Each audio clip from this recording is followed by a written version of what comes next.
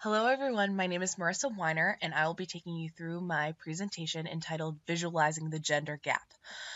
In the United States, I believe that there is an issue with, especially with the youth, in thinking that there is gender equality and that we are basically equal in terms of that.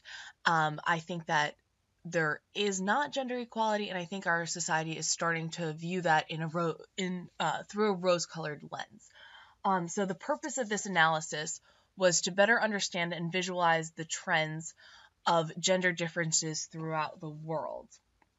And I looked to answer the question of whether there were detectable patterns in gender inequality through the themes of health, labor, education, and to generally understand if this inequality exists to this day. So in doing so, I used two data sources, one being the World Bank, and used the 55 gender indicators scraped from their website using the World Bank API in Python. And then I also used the Food and Agricultural Organization data for CPI for the consumer price index of food and also goods. And so I kind of compiled all of that information into Spider, joined a data frame together, scraping the indicators for gender, split them into themes of health, labor, and education, performed a multidimensional scaling on those themed indicators, kind of saw the initial patterns, and then I ended up choosing indicators that had pairs. So for each of the indicators that I chose, it had a pair. So it had a male and a female indicator. So for example, female unemployment and male unemployment.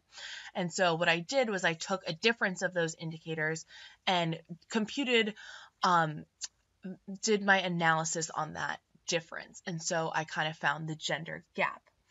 After I completed all of that in Python, I stored it on a database, brought it into R, and then created some maps based on that to visualize this. So if we look here at my R Studio, the first indicator that we are looking at is the difference in completion rate. So what the dots on the graph mean is that there's one for country, and it shows the differences between males and females in a certain metric, where the larger circles that are green or yellow are favored towards men. So it's the gender gap favored towards men. The first thing that I found through my analysis was that all of the indicators I selected had a high favoritism towards men. So you would think that at least a few countries would have metrics skewing towards women favored. However, there are none, almost none. And so that was shocking to me to begin with. So in looking through the themes, we can see that here, this is the difference in completion rate in education. So we can see that the largest differences favored towards men are in Central Africa and Southeast Asia, and a little bit in the Middle East. And so this pattern persists for the difference in intake in primary school, which is another education indicator, seeing the largest differences in Africa and also the Middle East. And then moving towards our health indicators, we see that the largest differences are in Southern Africa for HIV.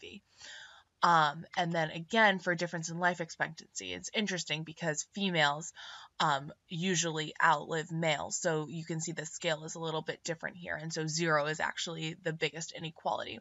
But we see the yellow and green circles are primarily in Africa and the Middle East and some Southeast Asia.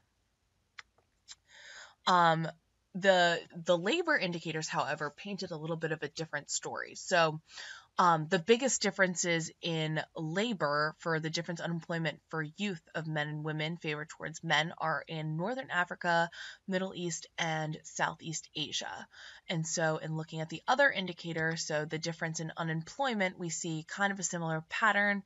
We see dots over here that are larger, and then in Southeast Asia, and some in Central America as well. And then finally, the difference in labor participation overall, we see the similar pattern there. And so the last, and then also we have the CPI food index. So I wanted to see if there was any relation to food prices and general goods prices with any of the indicators. So we see actually that there are some larger difference or larger price per goods and price of food in some of the same areas that we detected before as having large inequalities. So that was interesting as well. Didn't show us anything too crazy, but interesting nonetheless. So finally, I computed a weighted average. So it kind of took all of the indicators together, excluding the consumer price index, and took a weighted average. And so there are some missing values because we didn't have complete data for all of the indicators. But you can see that some of the places that we had previously talked about it are still highlighted on the graph. So I think we can conclude from this that for health and education, African countries have the largest difference in gender. For labor, Middle Eastern, Central American, and Southeast Asian countries have the highest levels of inequality. And so I think that this is important in kind of creating two separate buckets. So from this, we can understand that it is possible to break down gender inequality into regions according to theme. And using this information, there is potential to uncover additional regions based on other themes. And this could eventually lead to implementing more targeted strategies towards fighting gender equality. So I think that this analysis is important because it brings awareness to the fact that gender inequality still exists to this day, but then also kind of detects that there are some sort of patterns that we can find in order to kind of segment this inequality and use a better and more targeted strategy in order to fight it. Thank you.